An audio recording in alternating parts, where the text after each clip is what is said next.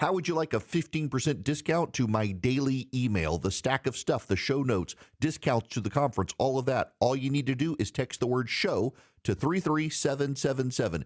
You'll get the annual subscription with a 15% discount to my daily email. You'll get the stack of stuff, the links to the show notes, discounts to the conference, and so much more. All you have to do is text the word show, SHOW, to 33777. Text show to 33777.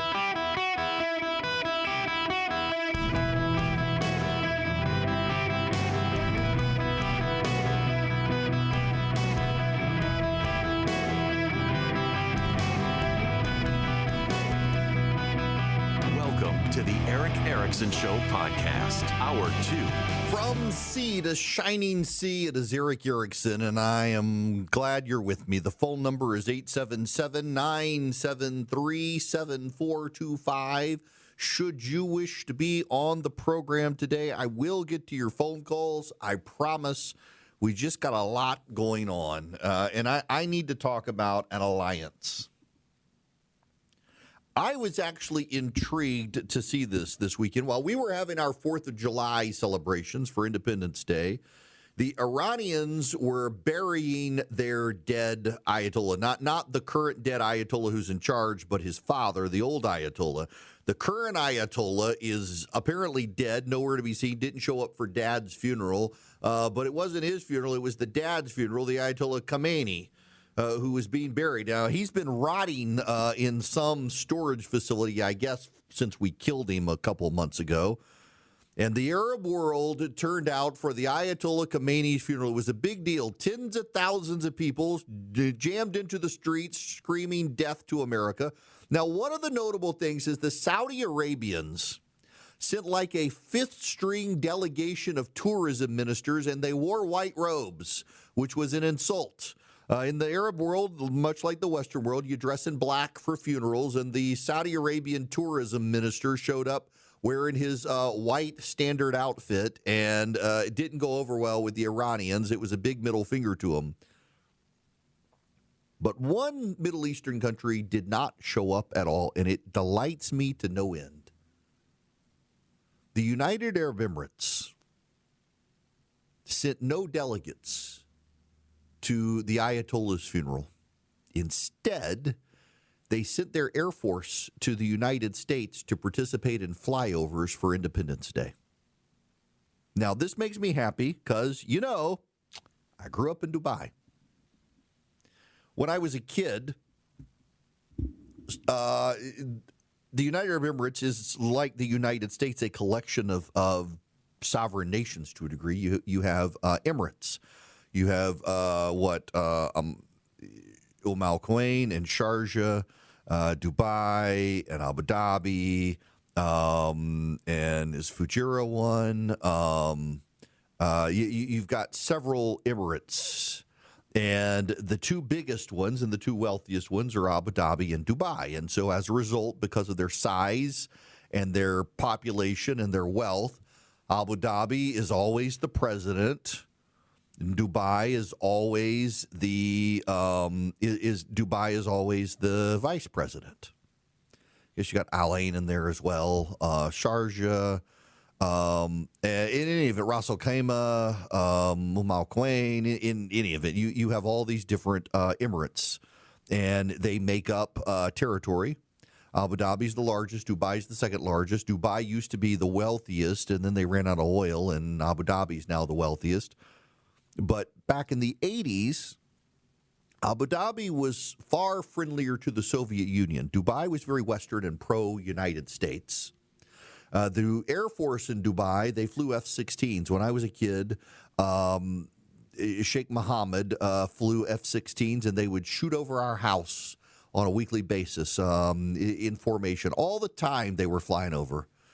In the morning, we would wake up not to the call to prayer, but we would wake up to the national anthem. There was a prison down the road from us where they did the beheadings and the executions. We get invited. Yes, when my son and I went to see the F1 movie, The finale takes place in Abu Dhabi at the race, and they played the national anthem. I'm humming along in my chair, and my son is like, what is wrong with you? I was like, I grew up listening to that song every single morning. Every single morning, they would play the UAE national anthem just down the street from us, bagpipes and trumpets and drums. Every single morning, I woke up to the sound of the national anthem playing. And in Dubai, they were very, very, very pro-Western. They were pro-West. I had teachers who turned out to be spies for the government. I had my one teacher, her husband was the head of the U.S. consulate. Now, the embassy was in Abu Dhabi because it was the capital, but Abu Dhabi was way more pro-Soviet Union. The leader of Abu Dhabi at the time was much more socialist. Sheikh Rashid, when I was a kid, was the sheikh in charge. His son, Sheikh Mohammed, is now the leader of Dubai, and they're very pro-West. And over time, as the old sheikh in charge of Abu Dhabi died and his son has become in charge and his son is now headed into leadership, they're very pro-Western. With the collapse of the Soviet Union, the United Arab Emirates decided to hitch its wagon to the United States. And a month or so ago, they decided to abandon OPEC for the United States. That's right. The United Arab Emirates had been in OPEC for quite some time and decided to abandon OPEC for the United States. Now, this actually matters greatly because the United Arab Emirates produces a lot of oil. And by getting out of OPEC and tying itself to the United States, it gives the UAE greater flexibility in setting its own oil production.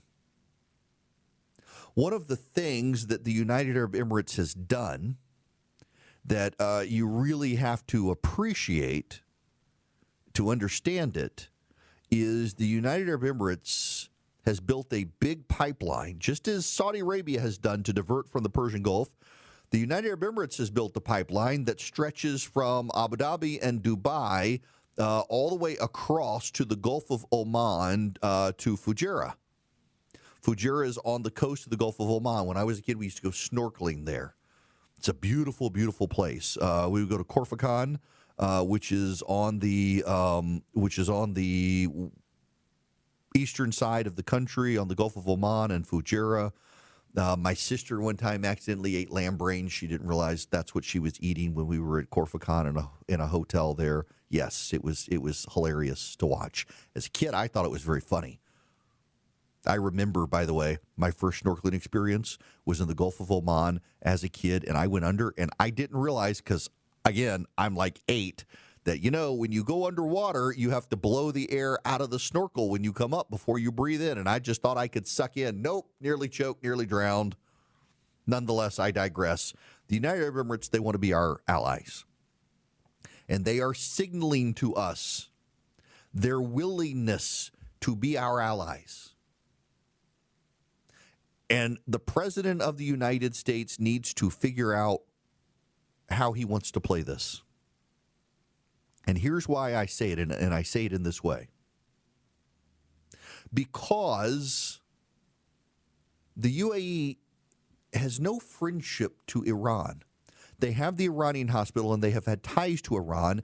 And Dubai has kind of operated as the Mos Eisley's Cantina from Star Wars, where all the criminal underworld goes to Dubai. The human trafficking is an issue in Dubai.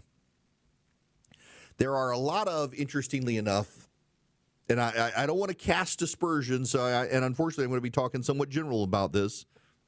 No offense intended. But there are a lot of, if you go online, go on social media, go on TikTok, go on Instagram, there are a lot of fitness influencers, quote unquote, using air quotes here, fitness influencers who have taken up life in Dubai. And people find it very odd. And a lot of these people are also tied into human trafficking and underground nefarious elements. And in Dubai, they have turned a blind eye to a lot of money laundering operations. The weird thing is, if you ever see pictures of Dubai, Dubai has just grown up marvelously. They've got an indoor ski club there. They've got multiple golf courses. The Dubai Hills Golf Club was there when I was a kid. I remember when they built it. We would take field trips out there for different school events. It was impressive. But there's a human trafficking underbelly and a criminal syndicate underbelly, particularly with Russian mobsters in Dubai. And a lot of the buildings there along the Dubai Creek and the Dira area, they're actually empty. It's kind of a Potemkin village. If you build it, they will come, and no one came. The Dubai airport is the world's greatest used car parking lot because in Dubai, they have debtor prisons. And if you go into debt, you will go to debtor's prison.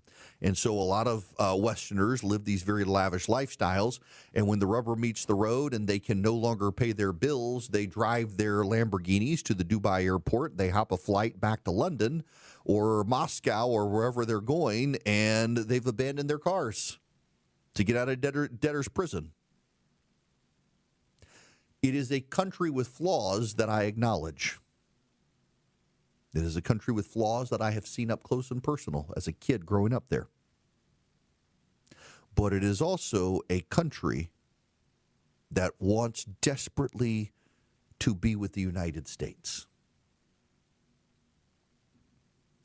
And I think we should make the investment in the alliance. They are the most pro-Western country in the Middle East outside of Israel.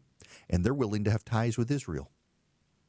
And they had those ties with Israel, and they had those ties with the United States, and the president started a war with Iran, and the United Arab Emirates was the only one of the Middle Eastern countries that was willing to send troops and commit its troops, particularly its Air Force, to that fight. And the United Arab Emirates was willing to fight with the United States and Israel against Iran.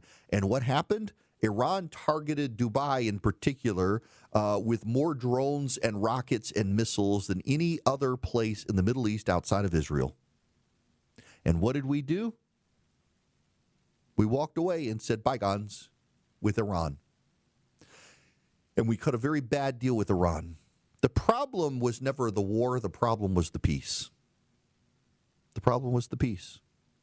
We have engaged in a peace with Iran that isn't a real peace. And we have empowered Iran in a way that puts them in a stronger position than this country that would be our ally, the United Arab Emirates. And we have a choice to make as a people. Do we wish to stand with the country that wishes to be with us? Or do we turn our back on a country that has been willing to upend itself to show us that it wants to be with us?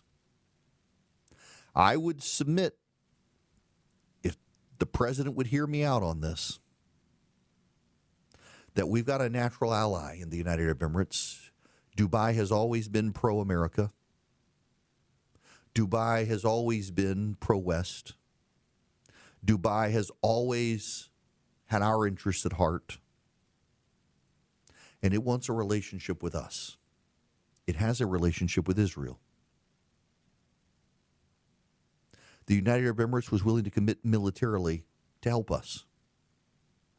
Mr. President, it's your choice. I just hope you'll recognize that when every other country in the Middle East was sending representatives to the funeral of the Ayatollah Khomeini, the United Arab Emirates sent its Air Force to the United States to do military flyovers with our Air Force to dazzle and delight Americans. And they did not send a representative to Iran. The United Arab Emirates has made a stark and strike choice to be an American ally. We should embrace an alliance with this country. I realize I'm biased. I grew up over there, but y'all, they could have sent, even Saudi Arabia sent a minor representative to the funeral of the Ayatollah.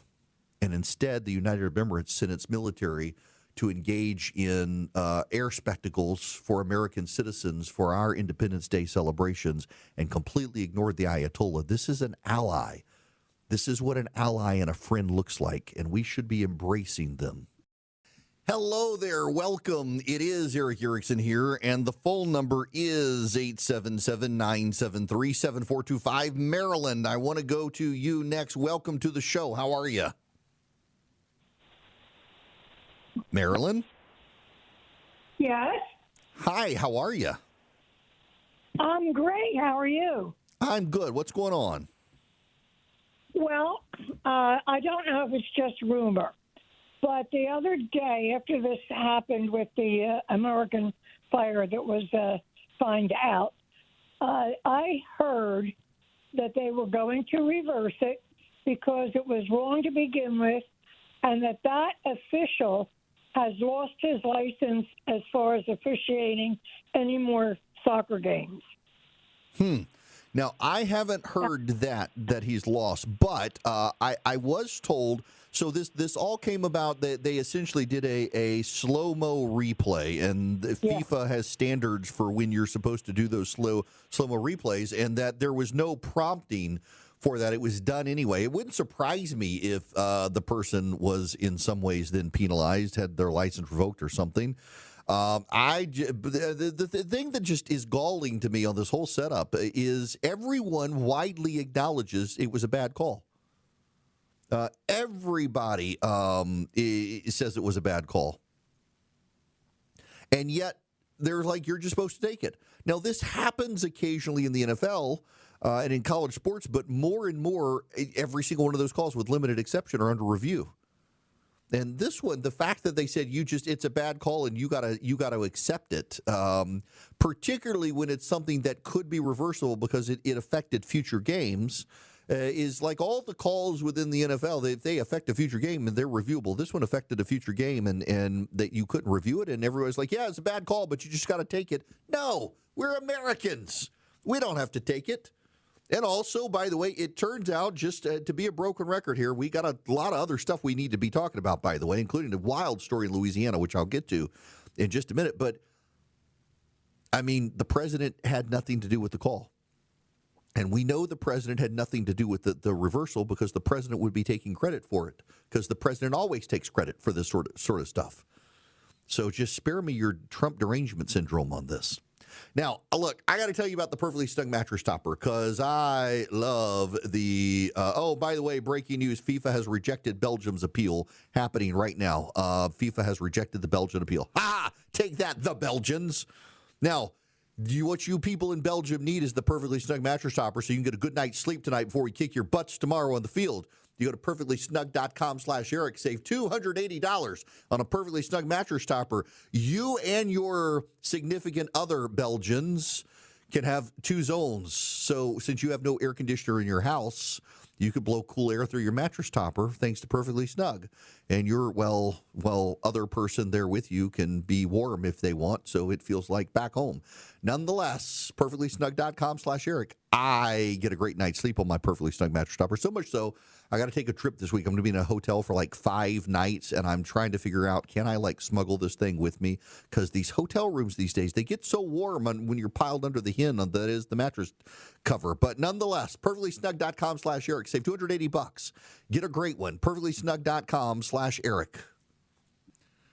I have to correct myself. The Americans play Belgium today. See, the problem is there's a FIFA game in Atlanta tomorrow, and I was supposed to go to Atlanta tomorrow, and I canceled my trip because the traffic has been just a mess, and I had it in my head. But so it is the Americans play the Belgians tonight, where I hope we win. Now, y'all, I gotta talk to y'all about a Louisiana story. Here's the thing. I am a native of Louisiana, and nothing surprises me about politics in the state of Louisiana. It is bizarre, particularly in New Orleans. New Orleans politics is just bizarre. But there is a wild situation happening in the state of Louisiana, and the national media has grabbed hold of this and cannot be honest about what's happening. So let me just read this. from the Attorney General, Liz Murrill, in Louisiana, who has been indicted in New Orleans. An Orleans Parish grand jury, apparently originally impaneled in the ordinary course of operations, has been co-opted by political actors for political purposes in an effort to make news and interfere with the Attorney General's ability to carry out her duties for Louisiana. For starters, the district court has a conflict due to its role as the judge assigned to the 38 cases involving prosecutions being handled by the Attorney General. To make matters worse, the entire proceeding only came to the Attorney General's attention due to leaks from a grand jury. Grand juries aren't supposed to leak. The grand jury leaked the proceedings to the press, which is illegal. The press knows more about what's going on than the Attorney General. There's a special prosecutor deeply infected with conflicts of interest because she's currently represented by the Attorney General through appointed counsel in a pending sexual harassment suit in court.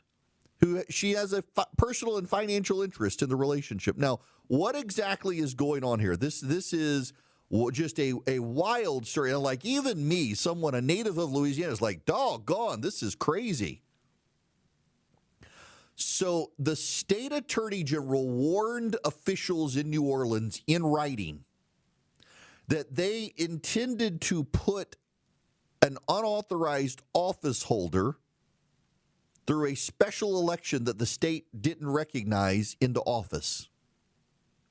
When the attorney general, so you follow along with me here, this is a little complicated and it shouldn't be, but it is because it's Louisiana. The city of New Orleans had an election and the state told New Orleans, your election violates the law. You can't do this election. New Orleans did it anyway. Someone gets elected. And New Orleans decides to put that person in office. And the attorney general sent New Orleans a note and said, y'all can't do this. And because the state attorney general told New Orleans it was against the law to do what they were doing, the city convened a grand jury and indicted the attorney general. And the only way the attorney general of Louisiana found out she was being indicted by a grand jury is people in the grand jury leaked what was going on, and that in and of itself is against the law. 16 felony counts of public intimidation and malfeasance for merely telling New Orleans that they conducted an unlawful election. And then the local court in Orleans Parish sealed its doors, told the press you're not allowed in, you can't cover it. So it made it up to the state Supreme Court. The state Supreme Court said to New Orleans, you can't do this. And having told the city of New Orleans, you're not allowed to indict the attorney general for doing her job, the city issued an arrest warrant for the attorney general, even though the Supreme Court of Louisiana said, you can't do this. So now the state Supreme Court in Louisiana has ordered New Orleans to rescind its arrest warrant or else. The special prosecutor at the heart of the case said, this is a quote, I didn't even know what I was being appointed for. You got that? So the city of New Orleans appointed a special prosecutor to prosecute the attorney general of the state of Louisiana for warning the city that it was conducting an illegal election. And the punchline is that the special prosecutor who was appointed to prosecute the attorney general, one, did not know about the appointment, and two, is actually being defended by the attorney general for sexual harassment. This is third world politics. This is crazy. Let me read to you this from the attorney general now to the state Supreme Court. It is important to note the attorney general had no knowledge of the matter pending before the Orleans Parish criminal grand jury until she was contacted by the press 2 days before the indictment was issued. It has become clear in the past 36 hours that the press, ultimately multiple members of the press, have obtained confidential grand jury information. Confidential grand jury information could only come from two sources, the grand jurors themselves or the special prosecutor. In addition to being a crime, the breach of confidentiality impugns the integrity of the entirety of the grand jury service. That breach not only taints the case, but every case the grand jury touches. These conflicts and irregularities impugn the integrity of the grand jury proceeding from its inception and show it was always intended to use the criminal justice system as a weapon against the Attorney General. If it's allowed to stand, it won't stop there. No one's safe from the abuse of power. Okay, now here's the punchline. Here's the punchline. Let me read you this again. Then let me read you this paragraph again. It's important to note that the Attorney General had no knowledge of the matter pending before an Orleans Parish criminal grand jury until she was contacted by the press 2 days prior to the indictment. It has become clear that the press, multiple members of the press, have obtained confidential grand jury information. That confidential grand jury information could only have come from two sources: the grand jurors themselves or the special prosecutor. Let's rewind the tape to the part where I told you the special prosecutor says she had no idea, or he had no idea, who he was being appointed to prosecute. You have a special prosecutor in charge of a grand jury who has gone to the press and says, I had no idea what we were doing. And so what do they do? What does the city of New Orleans do? They issue an arrest warrant. The city issues an arrest warrant for the Attorney General of Louisiana, and the special prosecutor in charge says, I had no idea we were prosecuting the Attorney General. This can't be. And why are they trying to prosecute the Attorney General? Because she sent him a letter and said, hey, guys, you tried to do an election that violated state law. You can't do that. That's it. That's it. So now there's an additional punchline to all of this. The New York Times has taken the story. And what is the New York Times angle? This is the headline. Louisiana Attorney General charged with bullying New Orleans officials. This is, let me read you. Now, I've given you the facts, the God's honest truth. These are the facts because I read through the publicly available court documents. There's not much, but I read the court documents. A grand jury in New Orleans indicted Louisiana's Republican Attorney General on Thursday over letters she had sent city officials threatening that they could be removed from office. The development came after months of tensions between New Orleans and state officials who've exerted power over the city. The 16-count indictment charged Attorney General Liz Murrill with malfeasance in office and intimidation and retaliation against a public official. A special prosecutor told reporters outside the county courthouse, wait a second, stop. A special prosecutor told reporters outside the county courthouse. Y'all are hung up on the special prosecutor is the one who is telling people this, and it's the same special prosecutor who said he had no idea he was indicting the Attorney General. I'm hung up on the fact that the New York Times wrote county courthouse. Louisiana does not have counties. Louisiana has parishes. Governor Jeff Landry, a Republican, condemned the charges, calling the city's criminal justice system a circus at its finest, and said he would pardon Ms. Murrill as fast as the law allows. In her own statement, Ms. Murrill vowed to fight the charges, including by making an emergency filing to ask the Louisiana Supreme Court to intervene. She called the indictment retaliatory, meritless, and unconstitutional. The tensions were the result of a push by state lawmakers to reconfigure the New Orleans judicial system. It involved merging the separate elected offices of the criminal and civil court clerks into a single role.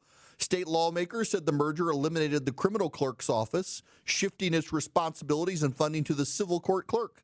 But New Orleans officials argued the state had created an entirely new office, the clerk of courts. In May, the city council appointed a retired judge to the post and called a special election, all while the sitting civil court clerk continued to serve. The Attorney General sent warning letters on May 13th to 8 elected officials, including the mayor. In the letter, The Attorney General asserted the city's actions trigger serious consequences under Louisiana's usurper statutes, including the possible forfeiture of your own office. She said the officials had put their offices in jeopardy and that Mr. Landry had the power to appoint the replacements. She also warned the city officials to take no further action supporting or recognizing the fictional new office. The mayor, in her first year as mayor, argued it was the Attorney General violating the law by threatening elected officials. So the grand jury began investigating the Attorney General's letters on its own volition, which it had the authority to do, prosecutors claim. Once the jury took up the matter, Mr. Williams, the city's chief prosecutor, recused himself because he had received one of the letters. So a judge appointed Lori White, a retired elected criminal court judge, as a special prosecutor. Ms. White ran as a Democrat. In a news conference outside the city's criminal courthouse, Ms. White said she is simply following the determination of the grand jury, but acknowledged the mounting state-city tensions could have been a factor in the panel's discussions. Now, again, I got to go back to the statement from the Attorney General. The special prosecutor's involvement in this matter is deeply infected with conflicts of interest because she, the special prosecutor, is currently represented by the Attorney General who she is prosecuting in a sexual harassment suit. She has a personal and financial interest in that relationship, which can't be viewed as independent and unbiased. Indeed, she raised the issue herself when she made a phone call to the Attorney General in which she disclosed confidential grand jury information and discussed her own representation. And that was illegal. She can't discuss what's going on with the grand jury to the Attorney General. Oh, and by the way, she's also actively representing criminal defendants and can't qualify as a special prosecutor. Lori White was also Calvin Duncan's lawyer. Although the Attorney General does not yet know what involvement she may or may not have had during his election to the office of criminal clerk, she certainly is not without her bias as it relates to the legislation. How many conflicts of interest can we have in one case?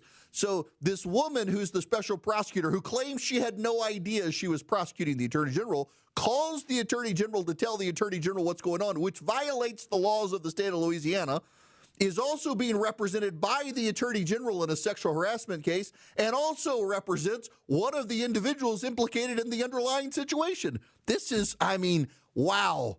Every single one of you are, Rhode Island, yet Rhode Island's like the most corrupt state in the nation. Rhode Island is more corrupt than Louisiana. And the people of Rhode Island are listening to this and say, wow, at least we ain't Louisiana. By the way, I'm still hung up on the fact that the New York Times referred to the county courthouse as opposed to the parish courthouse.